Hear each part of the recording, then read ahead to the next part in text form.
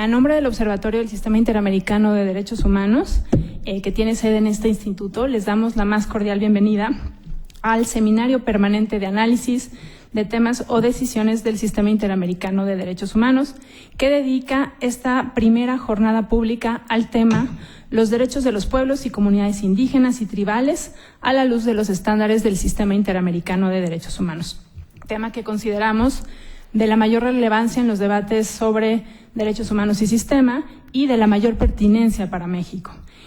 Antes de entrar al tema de los derechos reconocidos a pueblos y comunidades indígenas y tribales en el sistema, consideramos oportuno dar inicio a este seminario abordando como un marco de referencia el desarrollo que han tenido estos derechos en el derecho internacional de los derechos humanos, el cual ha evolucionado, digamos, no siendo los derechos que ahora encontramos reconocidos los que encontramos en un inicio, ¿no? Hasta llegar al derecho internacional de los derechos humanos, en el cual tuvo lugar la emisión de varios convenios y declaraciones específicos sobre derechos de pueblos indígenas. Me pareció un dato relevante que los tratados específicos o declaraciones sobre pueblos indígenas son muy, muy recientes. Es decir, estamos hablando de documentos internacionales, el más antiguo del 89, pero sobre todo documentos de los 90s y de la década de los 2000, ¿no? Lo que nos habla de un reconocimiento específico de derechos muy reciente.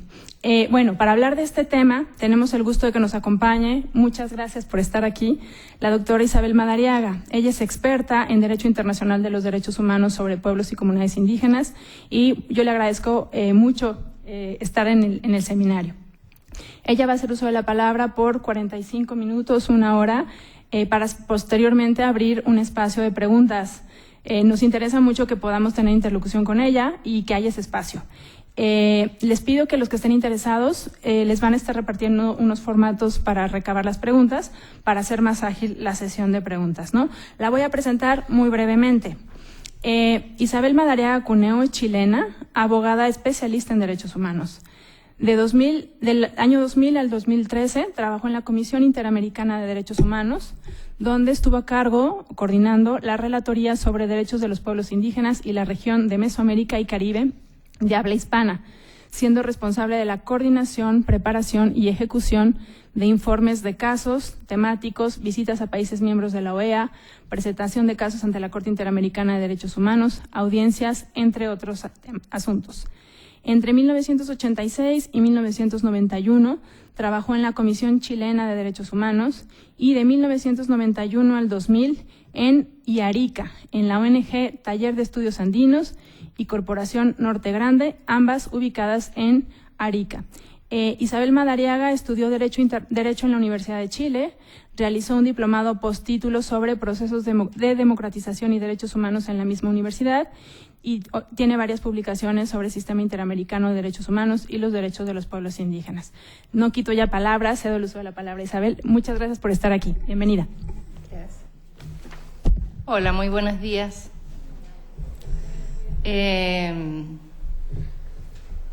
Vamos a empezar con esto. Sí, yo creo que eso está.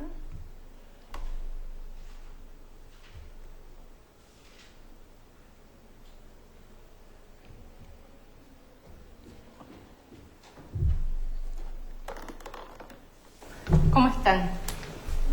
Mientras nos ubicamos con la presentación, la mayoría son quienes no son del área jurídica. ¿De qué área eres? Ciencia política. Todos los demás entonces abogados. Somos de esa área, ¿no? A veces dura, ¿no? Pero con mucha satisfacción. Como le comentaba, trabajé en la Comisión de Derechos Humanos por 13 años, como el privilegio de estar en ese organismo y coordinando la Relatoría de Pueblos Indígenas. Eso significó que trabajar con todos los casos que hoy día tienen sentencias interesantes en el desarrollo de la jurisprudencia. Y no solo trabajar, la experiencia me permitió no solo trabajar desde la teoría o desde los libros o desde los instrumentos internacionales, sino que por la misma forma de trabajo de la comisión, tanto los comisionados como los equipos que trabajábamos con ellos nos permitía visitar y entender, tratar de entender un poco más qué es lo que ellos, cuáles eran sus demandas y qué esperaban del sistema interamericano. Entonces, el desarrollo dentro del derecho internacional de los derechos humanos ha sido lento, y el desarrollo específicamente de los derechos de los pueblos indígenas lo ha sido más. Como ustedes saben, la Sociedad de las Naciones, post Primera Guerra Mundial, creada en el año 19, da paso, años después de la Segunda Guerra Mundial, a la Organización de las Naciones Unidas, cuyo uno de sus principales objetivos, por supuesto, fue promover y proteger los derechos humanos. Estamos hablando de 1945. Con este objeto de promover y proteger los derechos humanos, desde 1945 ha habido una serie de acontecimientos en la materia: adopción de una serie de instrumentos internacionales, fortalecimiento del sistema universal, creación de sistemas regionales de derechos humanos y creación de organismos especializados como la OIT, etc. Esto, ¿qué significó en la práctica? En la práctica significó que había un aumento significativo de la legislación internacional en materia de derechos humanos. En un comienzo había solo una carta, hoy día, como vamos a ir viendo, tenemos un sinnúmero de instrumentos. Estos instrumentos, este aumento también ha significado una especificidad de los instrumentos, por ejemplo, de los derechos de los niños, de los derechos de las mujeres, de los derechos de los discapacitados, ¿no? Y también se han ido una especificidad de los órganos, se han ido especializando los órganos de derechos humanos dentro de estos sistemas, tanto universales como regionales, y además ha habido una ampliación con esto del ámbito de aplicación, una ampliación que puede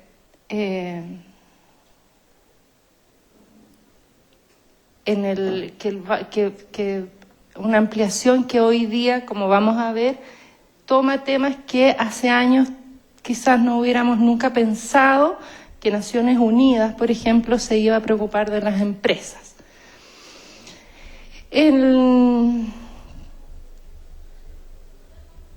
Por ejemplo, en el Sistema Universal de Derechos Humanos, como ustedes ya conocen, tenemos instrumentos básicos: la Declaración Universal, los pactos internacionales, los famosos pactos del año 66, el de derechos civiles y políticos y el de derechos económicos, sociales y culturales, que son la fuente de todos los derechos que se fueron desarrollando con posterioridad.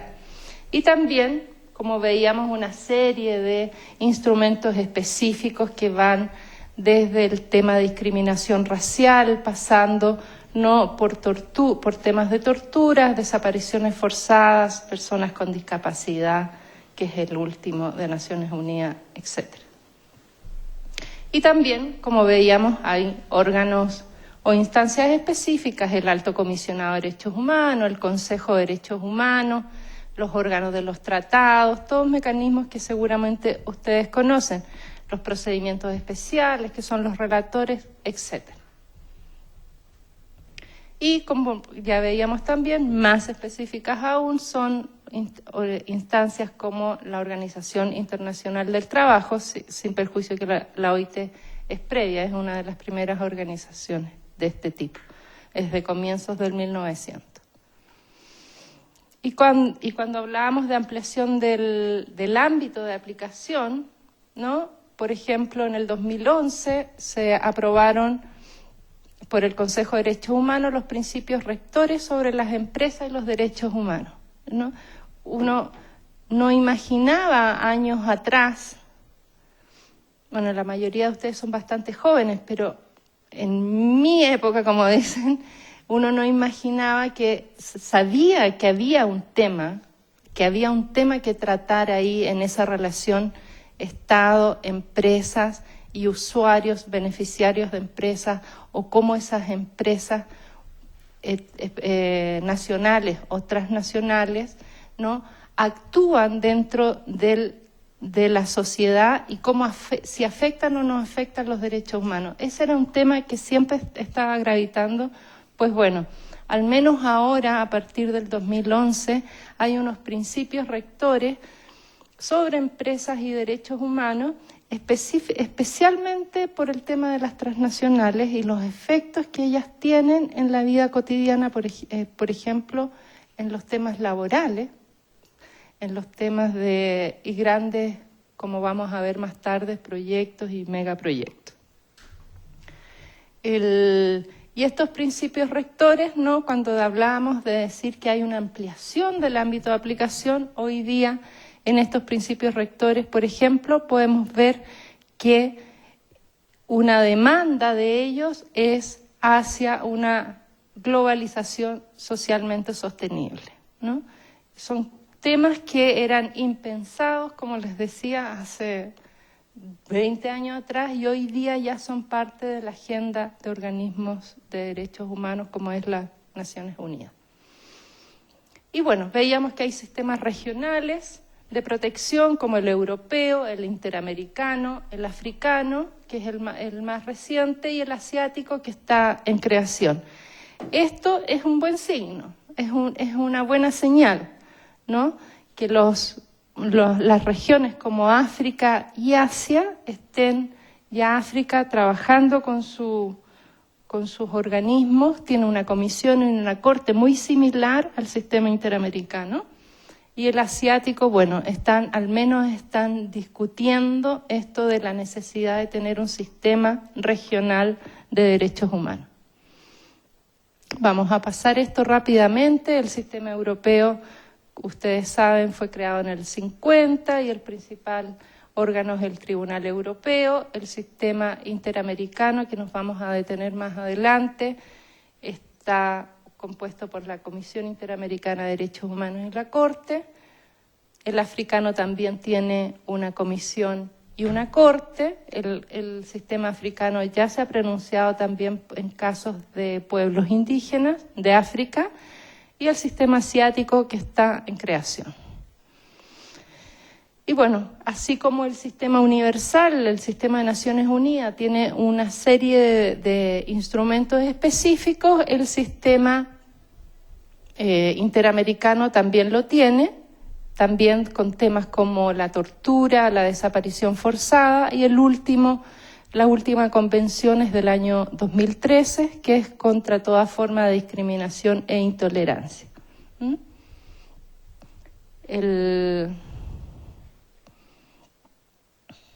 En estas convenciones son realizadas por los Estados miembros con el apoyo tanto de sociedad civil como de especialistas en la materia.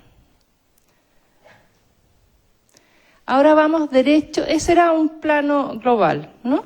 Vamos derecho a la evolución del derecho internacional en relación con los pueblos indígenas. En el año 45, la Carta de las Naciones Unidas hablaba, por supuesto, de pueblos, ¿no? Y decía que los pueblos, como sujetos del derecho internacional, decía que los propósitos de las Naciones Unidas eran fomentar entre las naciones las relaciones de amistad basadas en el respeto al principio de la igualdad de derechos y a la de la libre determinación de los pueblos, y tomar otras medidas adecuadas para fortalecer la paz universal. O sea, desde el año 45 ya se reconocía el derecho a la libre determinación de los pueblos.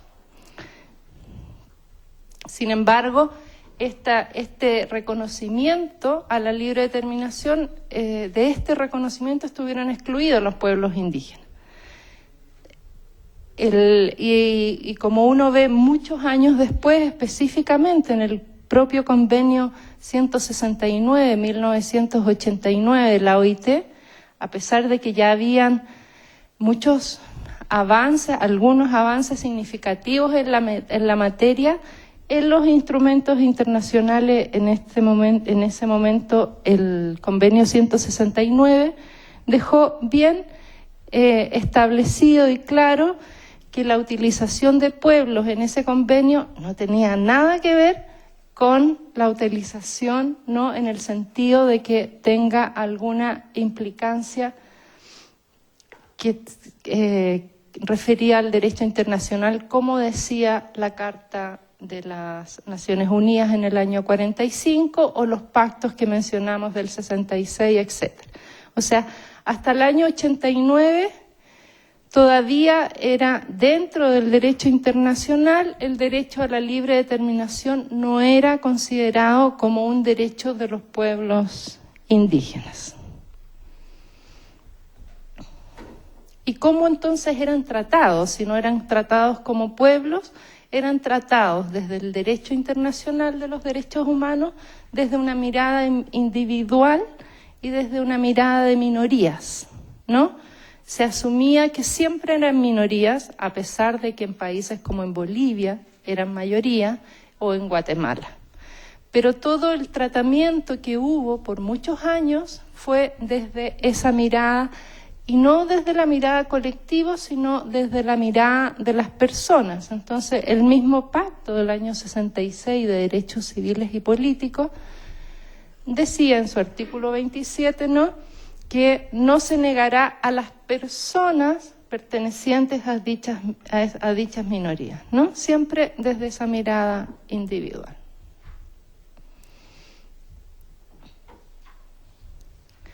Hoy día, ¿cuáles son los principales instrumentos de derechos humanos que tratan el tema de los derechos de los pueblos indígenas?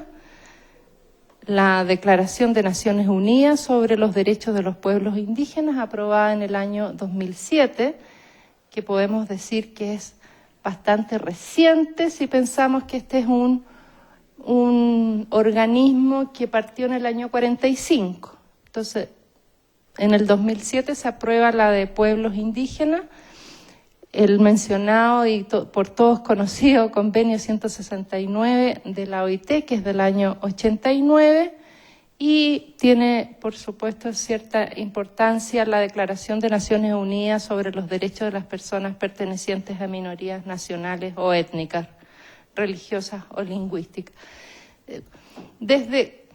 Si yo quiero saber a qué instrumentos recurro, estos son hoy día los principales, sin perjuicio de cómo vamos a ir viendo que los instrumentos de carácter general son absolutamente utilizados para efectos de reconocer derechos de los pueblos indígenas. ¿Qué quiero mostrar un poco con esto? Que ha sido un recorrido muy largo para llegar al 2007 con la Declaración Universal. Un recorrido largo ¿para quiénes? Para los propios pueblos indígenas. Todas estas acciones, como la creación del Grupo de Trabajo de Poblaciones Indígenas que dio en Naciones Unidas en el año 82, que elaboró el primer borrador que hubo de la declaración, en la Cumbre de la Tierra del 92, la creación después del Grupo de Trabajo en Naciones Unidas para elaborar la declaración, la creación del Foro Permanente, la creación del relator.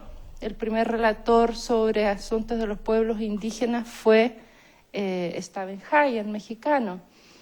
Hasta finalmente la declaración. Todo eso ha sido, como ha sido en general el trabajo en derechos humanos, producto del acompañamiento, el movimiento, la demanda y la exigencia de quienes quieren ver reflejados sus derechos o reconocidos sus derechos o escuchados sus quejas o denuncias en organismos como estos.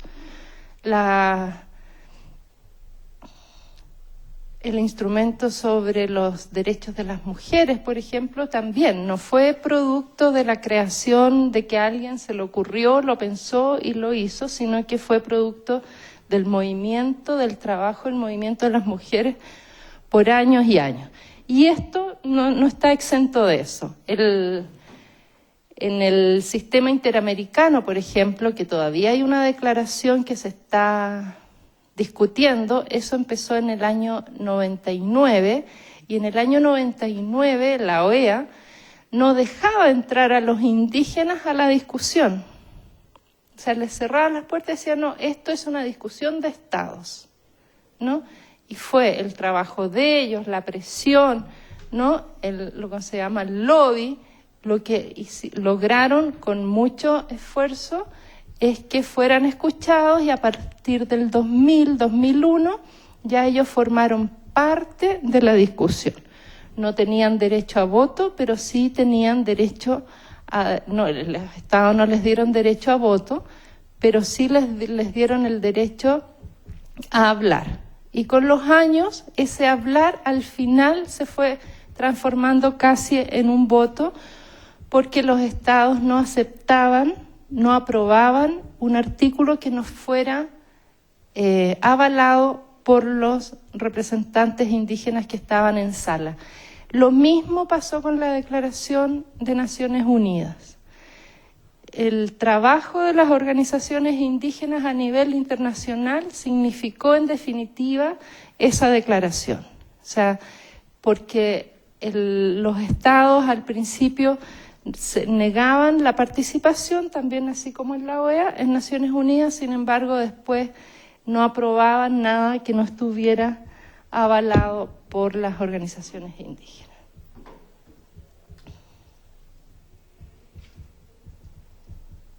Ahora, la declaración esta de 2007, aprobada por las Naciones Unidas, sobre los derechos de los pueblos indígenas, reconoce una multiplicidad de derechos, desde todos los ámbitos, laborales, sociales, económicos, culturales. Es una declaración que abarca la mayor parte de los ámbitos de la vivencia de una comunidad o de un pueblo indígena. Y es en este instrumento justamente es la primera vez que se reconoce en un instrumento de derechos humanos el derecho a la libre determinación de los pueblos indígenas. Este fue justamente uno de los temas más discutidos durante todos los años en que se elaboró este instrumento. ¿Y qué dice? ¿No? La Declaración de las Naciones Unidas dice que en su artículo 3 los pueblos indígenas tienen derecho a la libre determinación. Ese mismo derecho que se reconocían o autorreconocían todos los estados en el año 45, lo reconocen a los pueblos indígenas en el año 2007. ¿Y qué más dice? Que en virtud de ese derecho determinan libremente su condición política y persiguen libremente su desarrollo económico, social y cultural. ¿Ya? Quizás la realidad nos va a mostrar que eso no es tan así. Esa es la aspiración, eso es lo que aprobaron los estados que es lo que consideran que es la libre determinación de los pueblos. O sea, hoy día un pueblo indígena de cualquier país del mundo podría decir que él tiene derecho a determinar y económicamente,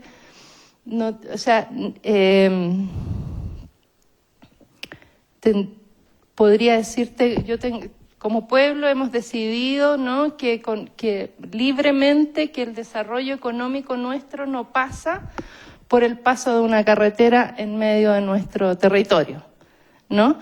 Eso en la teoría hoy día está reconocido por los instrumentos internacionales. Quienes han estudiado o ejercen derecho sabemos que entre la letra y la práctica a veces hay una distancia importante, pero esa es la distancia que recorremos cada día. ¿Qué más dice entonces? Que los pueblos indígenas en ejercicio de este derecho de libre determinación que se les reconoce tienen derecho a la autonomía o autogobierno en las cuestiones relacionadas con los asuntos internos y locales, así como a disponer de medios para financiar sus funciones autónomas, ¿no? O sea, pueden tener sus propios gobiernos y requieren medios, y esos medios se supone que los debiera entregar el Estado. También dice que los pueblos indígenas tienen derecho a conservar y reforzar sus propias instituciones políticas, jurídicas, económicas, sociales y culturales, en ejercicio también de este derecho a la libre determinación, manteniendo a la vez su derecho a participar plenamente, si lo desean, en la vida política, económica, social y cultural del Estado, ¿no? Es una opción. Si quieren lo hacen, si quieren no lo hacen.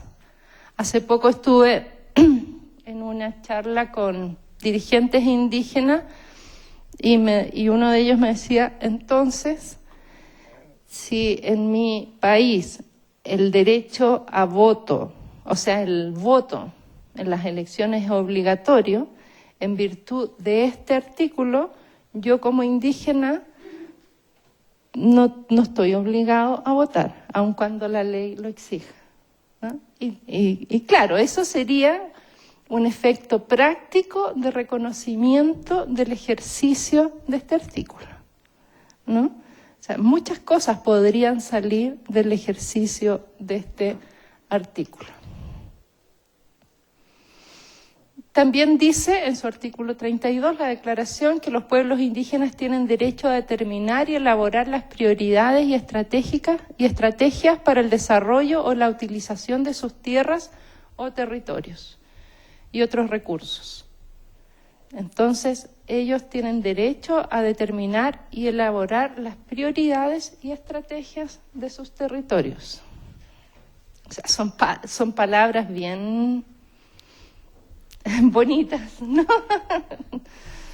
Vamos a ir viendo después durante el día si se pone o no se pone en práctica eso. Ahora, volviendo al convenio 169 de la OIT, que es del año 89, entonces este convenio no se refirió expresamente a la libre determinación, pero entregó una serie de elementos acerca de ella. Por ejemplo, dijo el convenio 169, reconociendo las aspiraciones de esos pueblos a asumir el control de sus propias instituciones, etcétera, etcétera. Entonces, en el preámbulo dice, reconoce que hay estas aspiraciones. Y dice en su artículo 7, por ejemplo, que los pueblos interesados deberán tener el derecho a decidir sus propias prioridades en lo que atañe al proceso de desarrollo, en la medida que éste afecte a sus vidas, creencias, instituciones y bienestar espiritual, y a las tierras que ocupan de alguna manera, ¿no? Y controlar en la medida de lo posible, ¿no? Esto por eso responde al año 89, su propio desarrollo económico, social y cultural. Pero no reconocía la libre determinación, pero sí incorporaba elementos de ella. ¿Cuáles son hoy día los principios después de este desarrollo que llegamos a un desconocimiento en un comienzo como pueblos, después a un reconocimiento como pueblos? Ya el convenio 169 que hable de pueblos indígenas fue un avance muy importante para la época. Se hablaba de poblaciones indígenas, ¿no? Y después ya con la Declaración del 2007 universal sobre pueblos indígenas. Esto ha significado una serie de principios básicos que se han ido incorporando en el ejercicio del derecho dentro de estos organismos internacionales y en específico dentro de la Comisión y de la Corte. La Comisión y la Corte han hecho a través de su trabajo, incluso con anterioridad al propio instrumento de Naciones Unidas, han incorporado en sus decisiones estas aspiraciones que tenían los pueblos indígenas en el reconocimiento de sus derechos.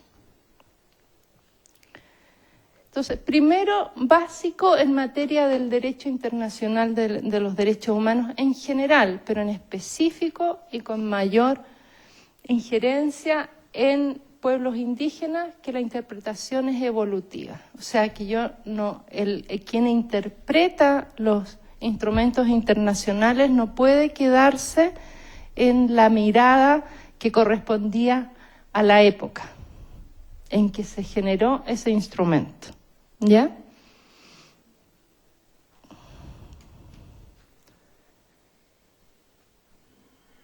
Esta interpretación evolutiva uno la ha ido viendo tanto en Naciones Unidas como en el Sistema Interamericano de Derechos Humanos.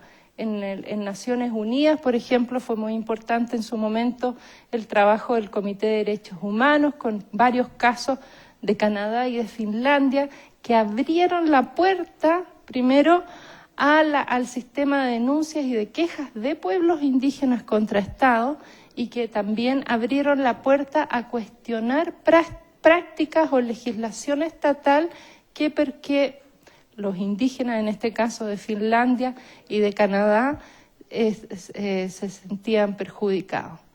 Eso fueron realmente puertas innovadoras en su momento.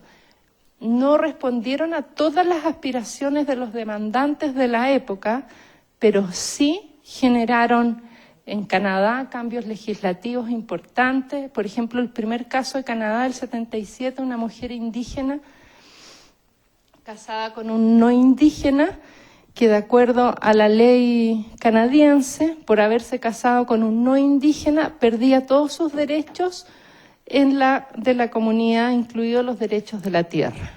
Entonces ella incluso se había divorciado y decía, no, ¿por qué un hombre que se casa con una mujer no indígena no pierde los derechos y yo sí? Entonces eso lo decía, y la legislación canadiense cambió a propósito de este caso que fue de mucha connotación.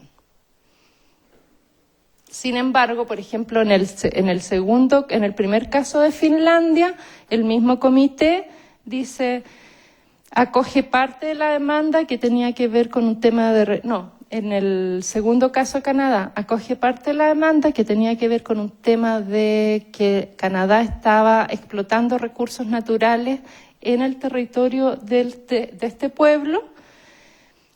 Acoge parte, pero la que rechaza dice, no, usted no puede alegar que tiene características de pueblo como tal, con derecho a la libre determinación, ¿no? En el 77, en el 80 le niegan eso. Pero le acogen de que el Estado no podía explotar los recursos naturales, los bosques en este caso, sin una previa consulta. Esta interpretación evolutiva también uno la ve en el Comité para la Eliminación de la Discriminación Racial, que ha jugado también un rol fundamental en materia de derechos de los pueblos indígenas, y por supuesto en el desarrollo de las recomendaciones y de la jurisprudencia de la Corte y de la Comisión y de la Corte Interamericana de Derechos Humanos. Entonces, ¿cuál es otro principio básico? Además de esta evolución interpretativa, tenemos que es la igualdad reconociendo la diversidad, ¿no? Por muchos años el tema de la igualdad era somos todos iguales, y por lo tanto si tú no estás en las condiciones económicas que yo estoy, tienes que integrarte a estas condiciones económicas, a estas condiciones culturales, a estas condiciones de educación, etc. Asimilarte era el planteamiento del convenio de la OIT previo al 169, al 107, que era de asimilar, o sea, cómo yo, Estado, o nosotros Estados, vamos a lograr que a los pueblos indígenas les vaya bien si son como nosotros. Ese era el concepto en el año del convenio 107. Y ese fue el concepto por muchos años de los Estados en relación con los pueblos indígenas. En mi país, recuerdo dirigentes indígenas que me decían que a ellos les pegaban cuando hicieron el servicio militar, les pegaban con cadenas porque no hablaban bien el español. Eso es llevar a una práctica dolorosa y de tortura una concepción de Estado. Tú eres menos si no hablas bien el idioma oficial, si no hablas el idioma oficial, si no te vistes como yo me visto, ¿no? Esa es la concepción de asimilación que tuvieron prácticamente todos los estados hasta hace no mucho tiempo. Entonces, ¿cuál es hoy día otro principio básico? La igualdad reconociendo la diversidad. ¿Qué significa esto? Por ejemplo, en el caso de la comunidad indígena Saguayamaxa de Paraguay, la Corte dice: debido a que el presente caso trata sobre los derechos de los miembros de una comunidad indígena, la Corte considera oportuno recordar que, de conformidad con los artículos tanto, los estados deben garantizar en condiciones de igualdad el pleno ejercicio y goce de sus derechos, ¿no? Eso dice la Corte. Pero dice, sin embargo, hay que resaltar que para garantizar efectivamente esos derechos, al interpretar y aplicar su normativa interna, los estados deben tomar en consideración las características propias que diferencian a los pueblos indígenas de la población general y que conforman su identidad cultural.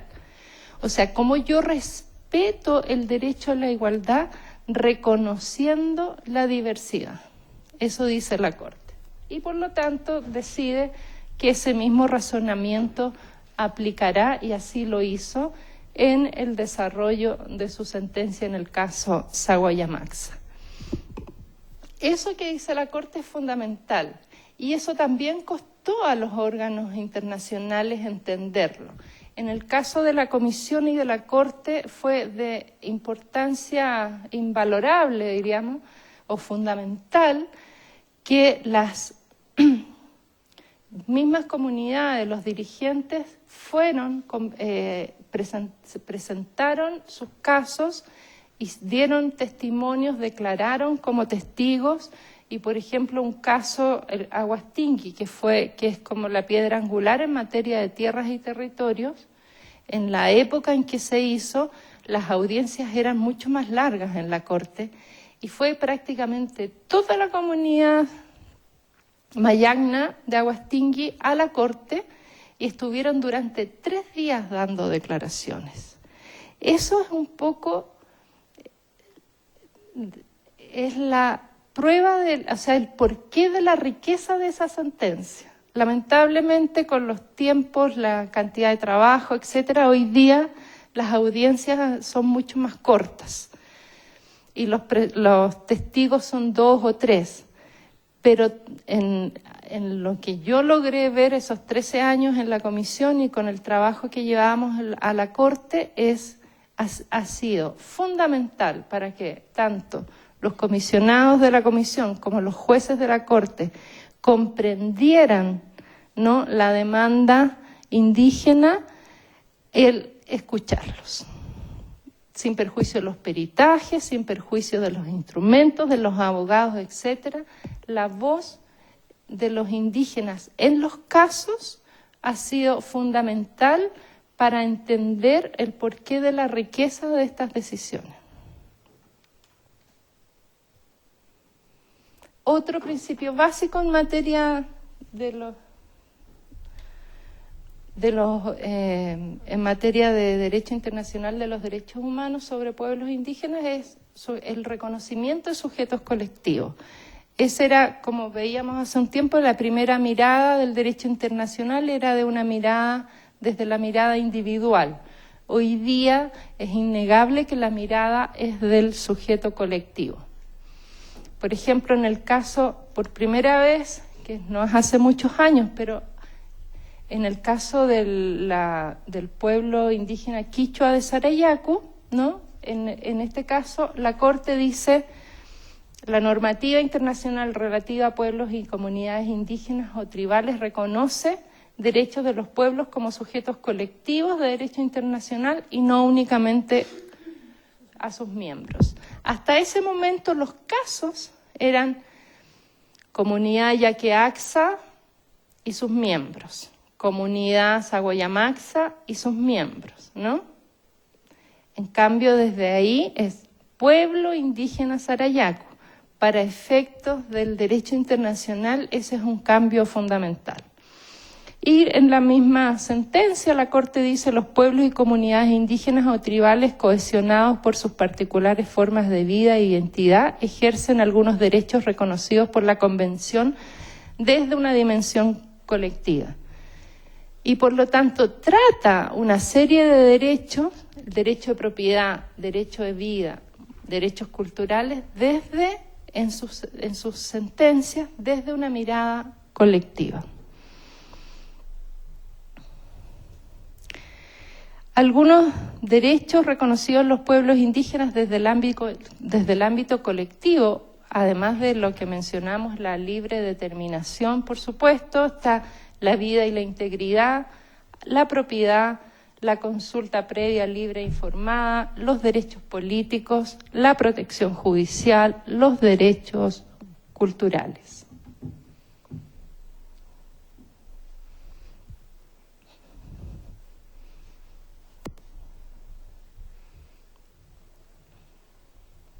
En derecho a la vida y a la integridad. El tratamiento de la Corte siempre del derecho a la vida o a la integridad personal fue desde la mirada de la persona individual. O sea, al señor X lo tomaron preso, lo desaparecieron, lo mataron, lo ejecutaron, etcétera, la persona y su familia. En todos los casos de derecho a la vida, es en los casos de las comunidades Sagoyamaxa y Yaqueaxa de Paraguay, en que la Corte, bueno, a través de los casos que presenta la Comisión, la Corte empieza a percibir que el efecto o la afectación del derecho a la vida no es solo a la persona, sino que afectándose la vida de una persona dentro de una comunidad indígena, se afecta a la comunidad, además, no solo a la persona. Y determina que incluso hay casos en que no es necesario que la persona esté muerta para que haya afectación de la vida, ¿ya? Sino que se afecta la vida digna. Y por ejemplo, en el caso de la comunidad Yaqueaxa, dice que como el Estado no garantizó el derecho de los miembros de la comunidad a la propiedad comunitaria, ¿ya? La Corte considera que con esto se afectó el derecho a la vida digna. Miren qué interesante. El Estado no garantiza el derecho de propiedad de una comunidad y por lo tanto sus consecuencias en este caso es que se afecta la vida digna de sus miembros. ¿Ya? ¿Por qué? Dice, porque los ha privado de la posibilidad de acceder a sus medios de subsistencia tradicionales, al uso y disfrute de sus recursos naturales necesarios para la obtención de agua limpia.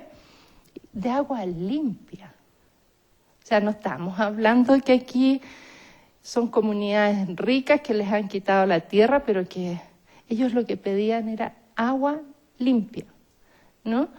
Y para la práctica de la medicina tradicional de prevención y cura de enfermedades. A esto se suma que el Estado no adoptó medidas positivas que permitan asegurar a los miembros de la comunidad, hoy día diría a la comunidad, ¿no? Durante el periodo que ha permanecido sin territorio, las condiciones compatibles con su vida digna.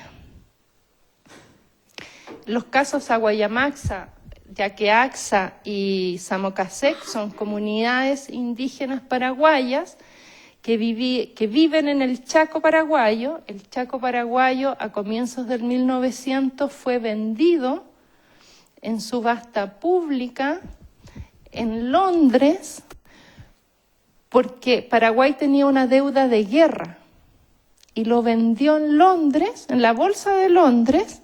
La gente compró grandes haciendas con los indígenas adentro. Entonces se instalaron, llegaron al Chaco, estamos hablando de haciendas de 300.000, 400.000 hectáreas o más. se instalaron y las comunidades siguieron viviendo. Eran tan grandes que no se topaban, pero como la actividad mayoritariamente es ganadera, fueron desmontando el bosque. Además, nacieron las nuevas generaciones de los hacendados, fueron dividiendo las tierras y ya se fueron topando con las comunidades. En los años 40, 1940, empiezan los primeros encuentros, diríamos.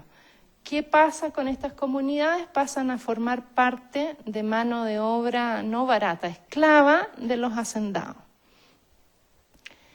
Y eso ha sido probado así. En los años 90, 92, a propósito de los 500 años, hubo una efervescencia y una importante injerencia, o sea, efecto, impacto de los indígenas en materia de derecho, y sale la ley para reivindicar territorio y regularizar territorio en Paraguay. Las comunidades se enteran y deciden reclamar su territorio ancestral. Cuando deciden reclamarlo, son expulsadas de las haciendas. Entonces, estas son 3 comunidades que estaban viviendo, y una todavía está viviendo, a la orilla del camino, en la carretera, no reclamando la tierra que está al frente, diríamos. Y en estos 3 casos, casos que llevó la comisión a la Corte ordenó que les devolvieran la tierra a las comunidades, y si no se pudiera devolver, que les dieran de similar cantidad y aptitud, como establece el criterio del convenio 169. Hay 2 comunidades que ya volvieron a su territorio y hay una que no hubo caso, entonces les compraron otra, pero que está muy lejos, les tienen que hacer un camino. Yo tuve la oportunidad de ir a una de las comunidades a Guayamaxa antes y después, y no saben la diferencia en los rostros de las personas cuando estaban en la carretera a cuando estaban dentro de su tierra. Eran rostros totalmente distintos. En la sonrisa, los niños sonriendo, los niños jugando, las abuelas felices, fue impactante. En pocos años la diferencia que marcó que la gente estuviera en su territorio. Entonces, por ejemplo, en Yaqueaxa, por no garantizar entonces el derecho a la propiedad, el Estado violó el derecho a la vida.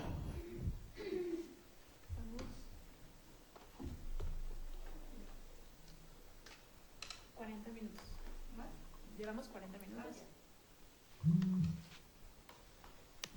Bueno, en el caso de Saguayamaxa es más o menos lo mismo, ¿no? La Corte señala que junto con la carencia de la tierra, la vida de los miembros de la comunidad se caracterizó por desempleo, analfabetismo, tasas de morbilidad por enfermedades evitables, desnutrición, precarias condiciones de sus viviendas, limitaciones de acceso al uso de los servicios de salud y agua potable, marginalización por causas económicas, geográficas y culturales. Todos esos efectos la Corte percibió, ¿no?, y constató. ¿Por qué? Porque no se les había garantizado el derecho a la tierra de la comunidad. Y por lo tanto concluye lo mismo, el Estado violó el derecho a la vida de la comunidad. En el caso, por ejemplo, de Sarayaku, que es una comunidad quichua de Ecuador, que se opusieron a que una empresa petrolera argentina, de nacionalidad argentina, la empresa autorizada por el Estado ecuatoriano, entrara a su territorio a exploración petrolera. O sea, ellos se dieron cuenta de esta actividad petrolera una vez que ya la empresa estaba adentro con el apoyo del ejército ecuatoriano.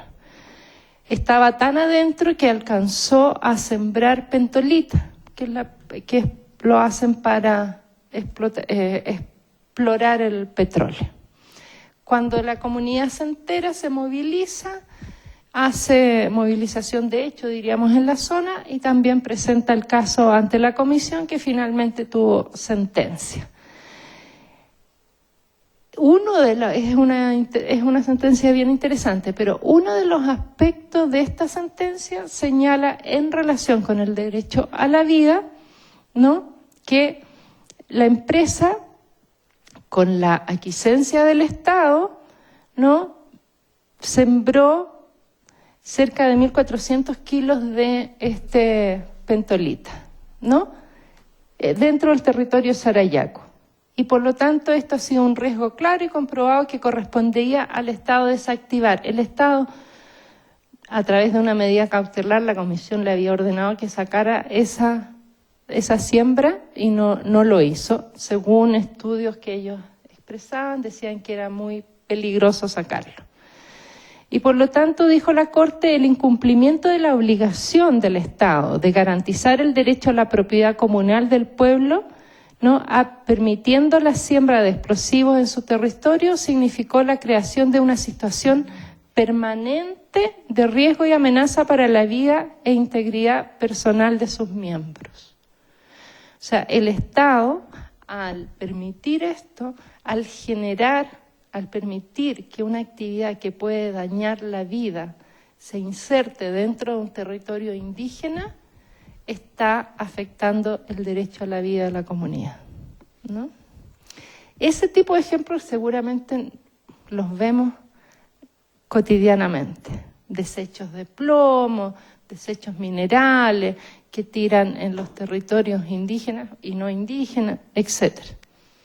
Pero este es un caso muy interesante que se puede usar no solo para casos indígenas, sino no indígenas, en el sentido de cómo un Estado, al no cumplir con sus obligaciones, puede atentar contra el derecho a la vida de una comunidad al ponerla en riesgo. Bueno, y dice que violó el artículo 4. La Comisión Interamericana también ha desarrollado otro tipo de derechos, como son los derechos políticos, los derechos, como veíamos, los derechos culturales, ¿no?, los derechos específicos en relación a acceso a la justicia de pueblos indígenas. Me voy a detener solo en derechos políticos. Es el caso Yátama de Nicaragua, donde un pueblo indígena, el pueblo Misquito, se estaba organizado a través de políticamente dentro de su territorio, en la costa atlántica nicaragüense, y en el año 2000 se hace una nueva ley de partidos políticos dentro de Nicaragua, y ellos participaban en las elecciones municipales a través de agrupaciones de su propia organización. Esta ley electoral los obliga a conformarse como partido político.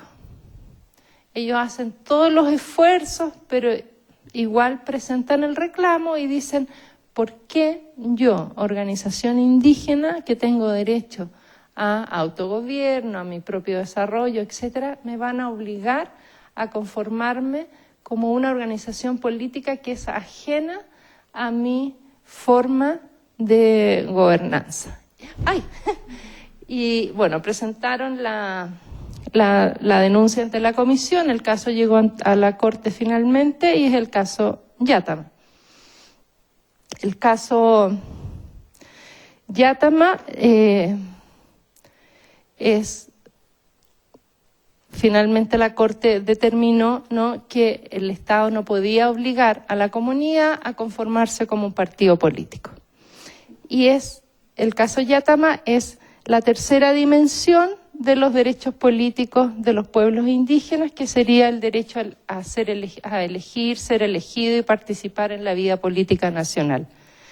¿Por qué? Porque los derechos políticos de los pueblos indígenas los podemos ver, además, en la dimensión que ya mencionamos de la libre determinación, y también en la dimensión de cómo se relaciona un pueblo indígena con el Estado, por ejemplo, a través del mecanismo de la consulta. Ese también es una dimensión del ejercicio de los derechos políticos de los pueblos indígenas.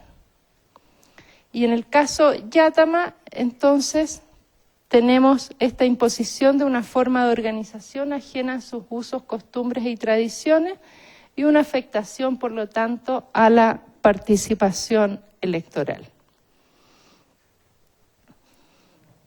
Y también en materia de derechos políticos tenemos el caso de los dirigentes mapuches de Chile, ¿no?, donde a ellos, al haber sido condenados en virtud de una ley de conductas antiterroristas, se les aplicó como medida accesoria una medida que significa que no pueden ejercer sus derechos electorales, ¿no?, por una cantidad de años, incluso depende de la condena, por siempre.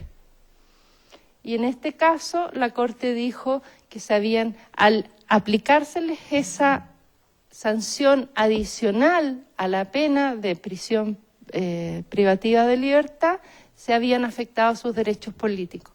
No solo los de los dirigentes que no podrían participar en la vida política como candidatos, sino también los derechos de la comunidad a la que ellos representaban, ¿no?, porque estaban siendo sancionados sus representantes en forma injusta.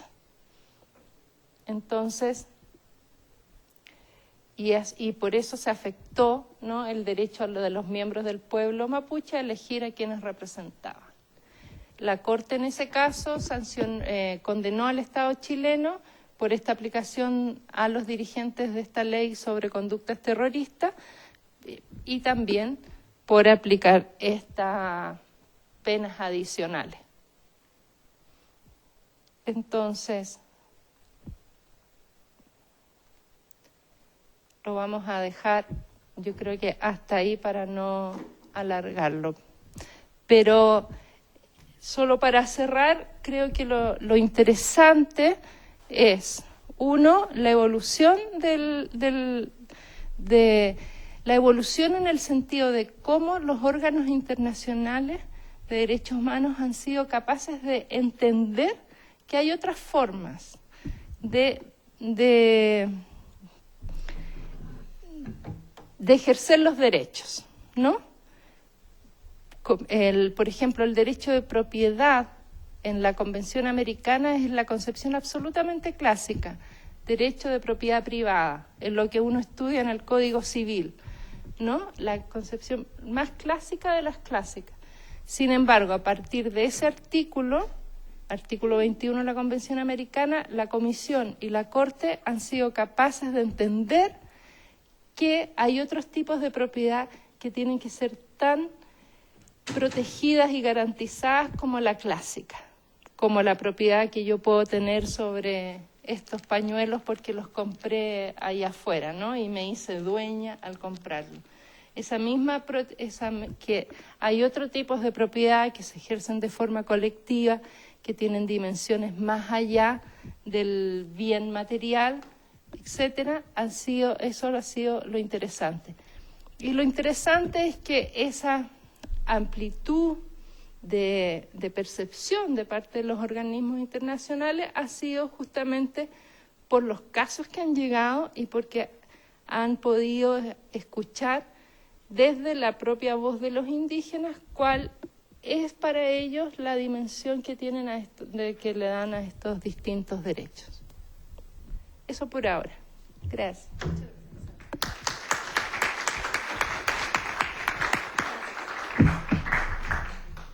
Muchas gracias a Isabel por la exposición. Tenemos unos minutos antes de que acabe la mesa. Estamos a 12 minutos de que acabe la mesa. No sé si alguno de ustedes, no veo por aquí los formatitos de preguntas, pero no sé si algunos de ustedes, ahí están los formatitos, pero a lo mejor por los tiempos ya no da para pasarlos.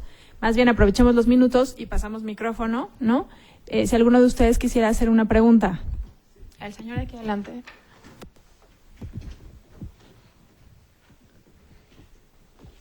¿Se puede presentar? Sí. Buenos días, compañeros. Yo soy el cronista del pueblo Santa Marta, Catitla. No se santigüen, no somos tan malos. Aquí en el Distrito Federal. Y bueno, pues es un pueblo originario y casi se ha invisibilizado a raíz precisamente de que nos fueron a tirar las cárceles ahí a Santa Marta. Y bueno, la pregunta es esta.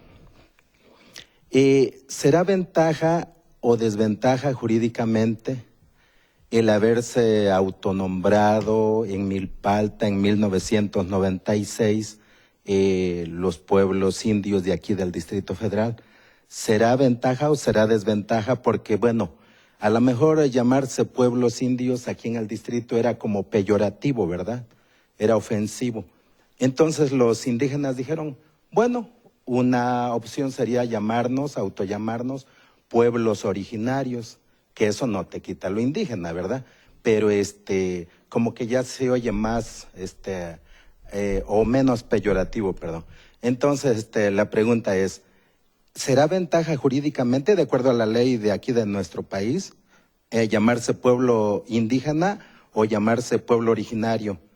Si es una o es la otra, me gustaría que argumentara cuáles son esas ventajas o desventajas. Gracias. Gracias. Paulina quiere hacer una pregunta. Muchas gracias.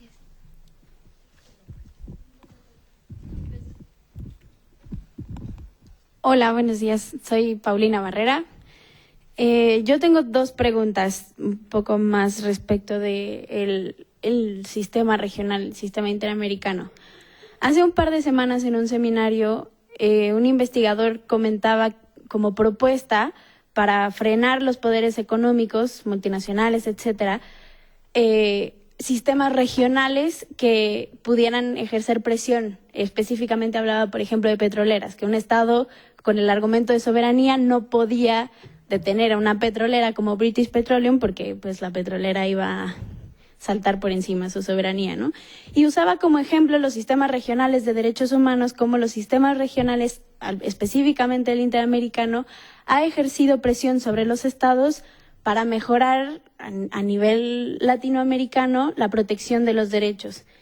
Y mi pregunta es si su percepción es así respecto de las comunidades y pueblos indígenas en Latinoamérica a nivel general. O sea, las sentencias que de las cuales nos hizo ya una reseña en la conferencia han servido para los casos concretos, pero no sé, y me gustaría saber su opinión, qué tanto ha obligado a los estados a cambiar su visión respecto de los pueblos y comunidades indígenas, la jurisprudencia interamericana. Y la segunda pregunta es, ¿por qué si desde 2007 en el sistema universal, quizá por ser del sistema universal, se reconoce la libre determinación de los pueblos? Quizás Aramaca, que fue en el mismo 2007, no daba tiempo de introducirlo, pero en los casos siguientes, ¿por qué no se tomó la libre autodeterminación como el centro de la defensa de los casos de los pueblos y comunidades indígenas? ¿Por qué se mantuvo a partir del artículo 21, que es la propiedad, y no la propiedad dentro de la libre autodeterminación? O sea, que fuera una expresión de la libre autodeterminación, pero creo que podría permitir mayor espectro el abordarlo, no sé, quizá desde la personalidad jurídica e integridad personal, bajar el tema de la autodeterminación de los pueblos. Esto. Aquí hay una pregunta. Bueno.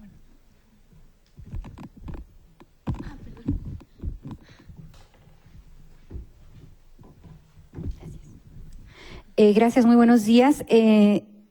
Bueno, son varias dudas y que nos surgen en este momento, viendo precisamente esa lucha que han tenido que realizar los pueblos indígenas a lo largo de esta evolución que ya nos ha descrito la ponente. Mi pregunta, y en relación a la explicación que nos hace sobre el caso Sarayaku, sobre esta pentolita que es el punto. Cuando usted habla de que este es un caso a partir de los pueblos indígenas y que también se puede usar para casos no indígenas, que es muy interesante y bueno, es algo que siente un precedente. ¿Hasta qué punto este tipo de casos lo estamos viendo relacionado con todas estas prácticas extractivas que se están dando en América Latina, concretamente en minería? En el Franklin, en toda esta política que se está dando para sacar este tipo de materiales. ¿Cuál es su punto de vista al respecto? Y bueno, en el caso de México tenemos varios asuntos de esta naturaleza, y en esta política neoliberal que se está dando de despojo nuevamente en los territorios indígenas, pues lo que estamos viendo es cómo el Estado pues hace uso de lo que es su poder, incluso hasta llegar a desapariciones y desplazamientos de territorios.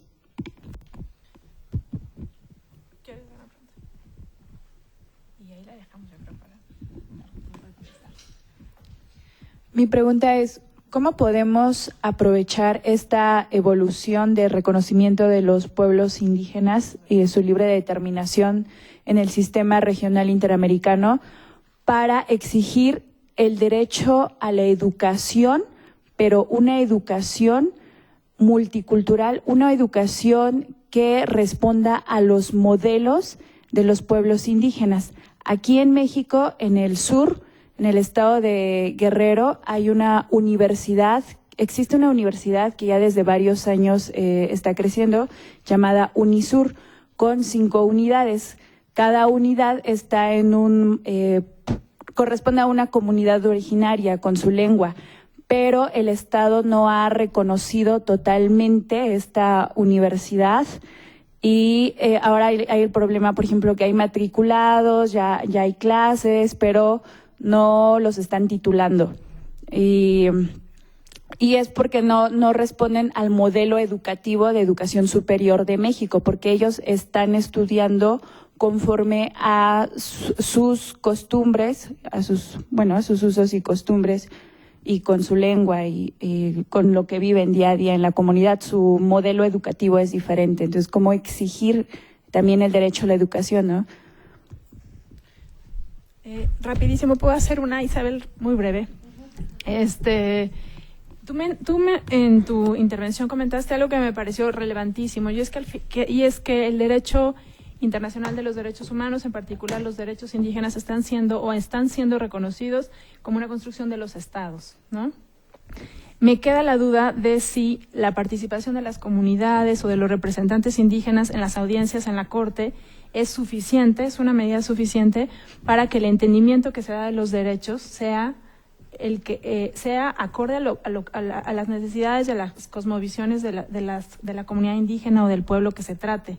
Es decir, me queda todavía la preocupación de si el reconocimiento normativo de los derechos es un reconocimiento desde los estados que nada tiene que ver con cómo lo están entendiendo directamente las personas o las comunidades o pueblos indígenas. Gracias.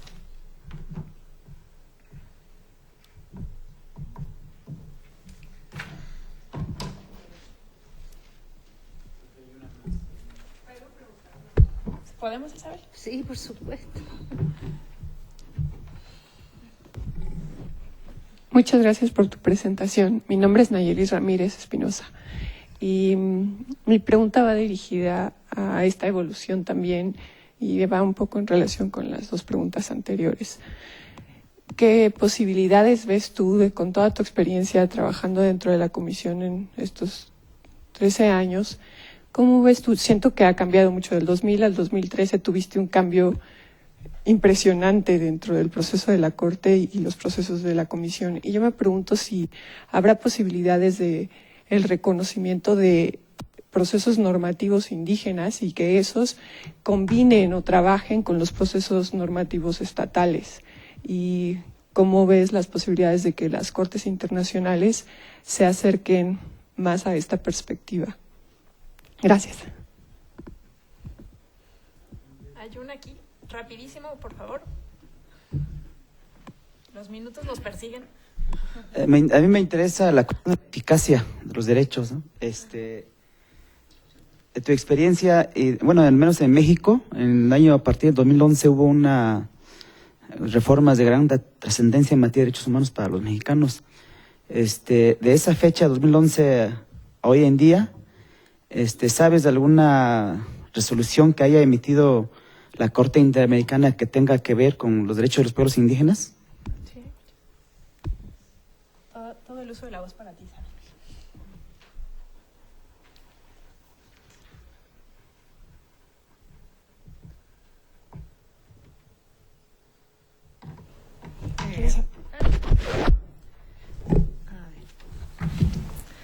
Si no soy muy clara, me disculpan. Viajé toda la noche, estoy todavía un poco cansada, pero trataremos de contestar.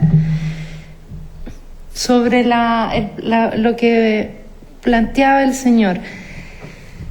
A ver, no sé cómo es el reconocimiento interno desde la legislación mexicana, diríamos, si es amplia o no, en términos de que hay países que son muy restrictivos y la gente se tiene que autoidentificar como indígena y no como ningún otro nombre, ¿no? Lo que eso no es correcto.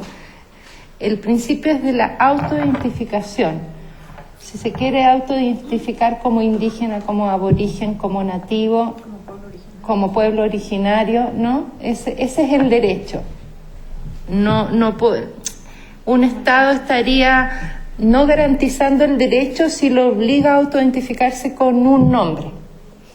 De hecho, me tocó, por los años que tengo, vivir cuando las propias organizaciones indígenas, al menos en mi país, discutían qué somos, indígenas, indios, aborígenes, nativos, ¿no? Porque ha sido un tema, ha sido de alguna forma una imposición también esto de lo indígena, pero en el sentido de que hay distintas formas hoy día en Argentina, aborígenes, etc.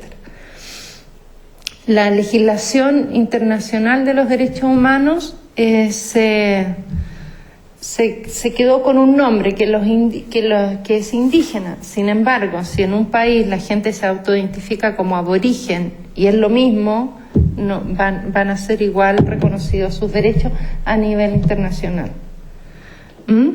Y por supuesto que esto de el indio era, para muchas personas siempre fue muy peyorativo por el trato que se les daba o que se les da, y por lo tanto muchos dejaron de autodenominarse indios por eso.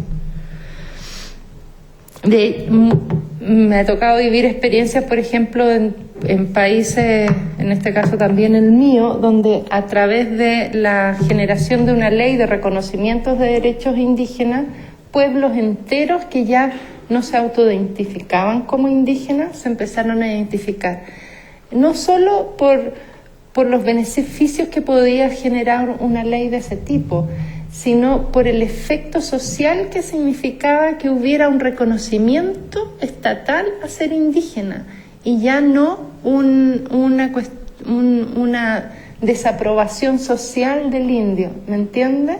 O sea, pasó, y lo vi eso, de pueblos enteros pequeños en el norte, de no, nosotros no somos indígenas o no somos indios, a 2 años después con la ley que les otorgaba reconocimiento, sí, nosotros somos indígenas, ¿no?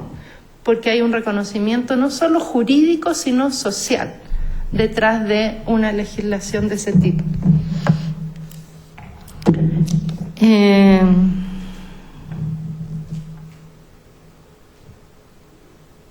Sobre los sistemas regionales.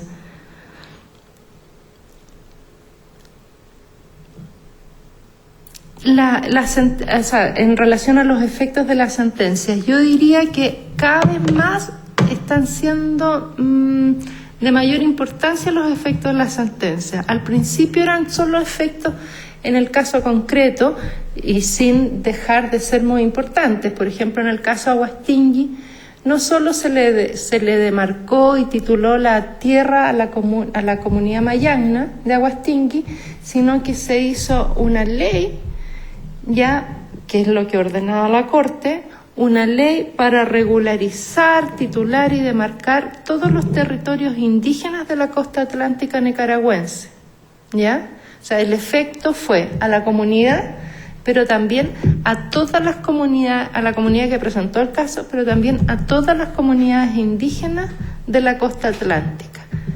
¿ya? Y así, en general, las sentencias han tenido un efecto, al menos, no solo para la comunidad misma, sino un efecto expansivo para comunidades similares en la zona donde están afectadas, por ejemplo, los casos de Guatemala por las masacres, etcétera.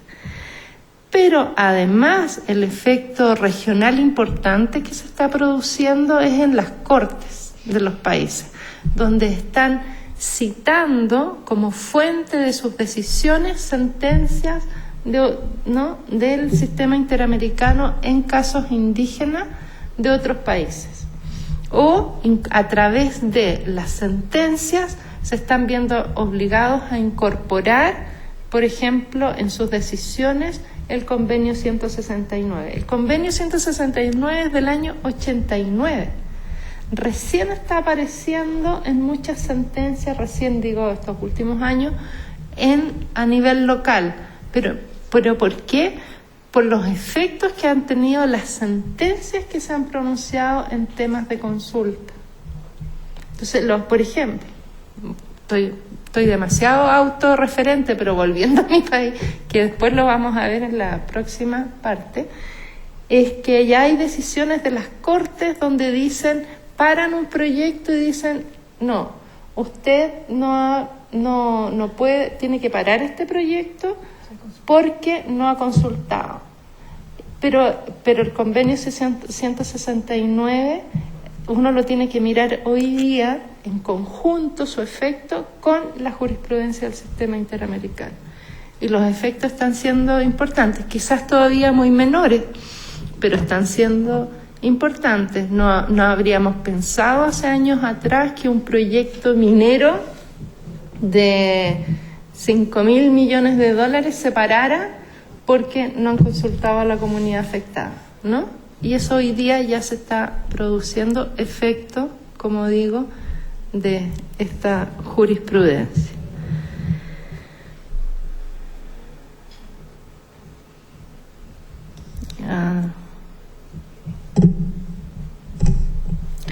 Hacía mención al caso Sarayaku.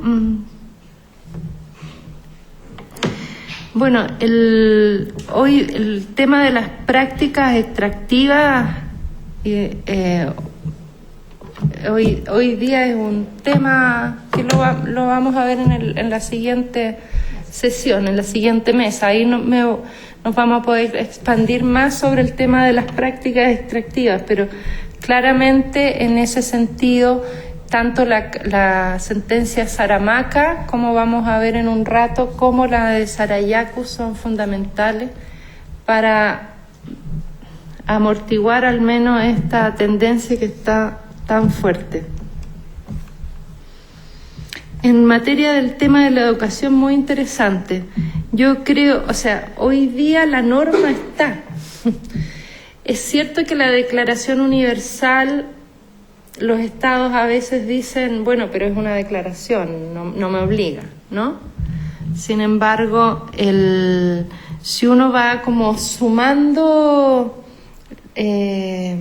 distintos instrumentos, a veces tal vez la Declaración Universal en materia de pueblos indígenas respecto a educación, si yo lo sumo a otros instrumentos sobre la materia y a lo que ha dicho la Corte Interamericana y la Comisión, por ejemplo, sobre identidad cultural, yo creo que se podría construir perfectamente un argumento frente al Estado en relación a que tiene que ser reconocido el ejercicio de este tipo de educación, ¿no? Porque está siendo acorde a lo que manda hoy día la norma internacional.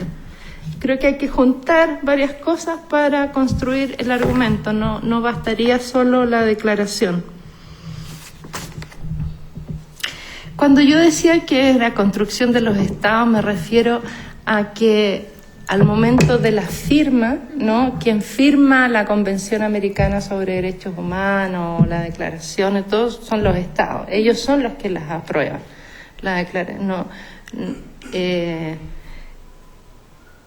Sin embargo, toda la declaración y todo esto, y en general todos los instrumentos, sean o no sobre derechos de los pueblos indígenas, todos los instrumentos de derechos humanos han sido producto del movimiento de derechos humanos, o sea, de las mujeres, de las personas, de la población LGTBI, de los efectos de lo que los familiares de los desaparecidos. Ellos, todo el movimiento de derechos humanos a nivel general o en específico, son los que de alguna forma han generado a través de sus movimientos y de sus reivindicaciones las firmas de estos documentos. Entonces, por eso es lo que yo decía de... Ahora, creo que, en mi opinión personal, creo que hay instancias en estos organismos internacionales que han incorporado en forma más sistemática la participación de la sociedad civil. En el caso de los pueblos indígenas, el Foro, ¿no?, de Naciones Unidas, el Foro de Naciones Unidas. Sin embargo, yo creo que todavía es incipiente, es necesario más, pero también es necesario que la sociedad civil y también los pueblos indígenas, me parece que para una mayor incidencia también la tengan en el momento en que el Estado decide a quién representa, en este caso, por ejemplo, a México, quién va a México como comisionado, quién va a Naciones Unidas, quiénes son los embajadores de los países, porque son la voz en el exterior y especialmente en los organismos de derechos humanos.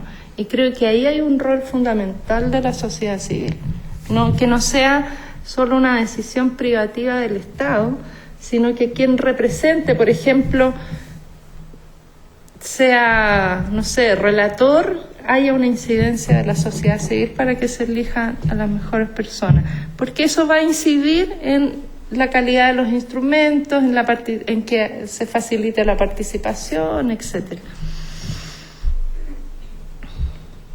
¿Qué posibilidades de reconocimiento? Ahí me perdí. La penúltima pregunta. ¿Me la repito? Ah, sí, interesante. Sí, a nivel interamericano los únicos pronunciamientos que han habido todavía hasta el momento han sido de la Comisión en informes generales, el informe de Guatemala del 2003, el informe sobre Bolivia del 2008, creo que es, ¿no?, donde la Comisión reconoce la jurisdicción indígena. No han habido casos que la Comisión se haya pronunciado o la Corte sobre la jurisdicción indígena. Yo me imagino que en algún momento va a haber. Sé que en algún momento se presentó un caso que fue desestimado sobre alguien que alegaba que le afectaba la jurisdicción indígena, ¿no? Pero no, hasta el momento no se han presentado casos donde porque es contrastado. Claro. Entonces no se ha presentado un caso, bueno, no digo hasta el momento, hasta que yo estuve, no se presentaron casos en que algún pueblo indígena alegara que el Estado no estaba garantizando su derecho a ejercer, ¿no?, su jurisdicción indígena. No había caso. Y sobre la eficacia de los derechos, en materia, bueno, después del 2011 han habido algunas decisiones en materia de derechos de los pueblos indígenas sobre Panamá. Tienen que salir 2 sentencias ahora sobre Honduras, otra sobre Surinam, y esperamos que vayan incorporando estas nuevas sentencias, estos cambios que han habido a partir del 2011. Ahora, dentro de México, diríamos, lo que nosotros percibíamos, lo que uno percibe desde afuera, con los cambios del 2011 en México, hubo cambios sustantivos, al menos en la parte constitucional. y por las noticias que me llegan, uno va observando que esos cambios están produciendo efectos importantes en decisiones, por ejemplo, de la Corte Suprema. Creo que ahí es donde a veces una decisión puede cambiar todo una forma de actuar de un Estado. Y creo que hay que sacarle punta a esas decisiones, diríamos.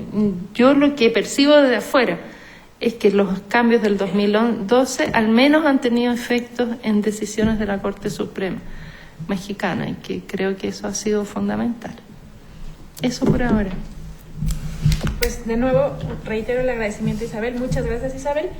Gracias a ustedes por estar en esta mesa. Los invito a quedarse en la mesa que viene, que abordará precisamente los derechos de pueblos y comunidades indígenas frente a proyectos de desarrollo, entre comillas. Los invito también a tomar un café, una fruta afuera, y regresamos a las 11:45. Supuestamente en un minuto, creo que no será, pero bueno, nos vemos en unos minutos por aquí. Muchas gracias a todas y a todos.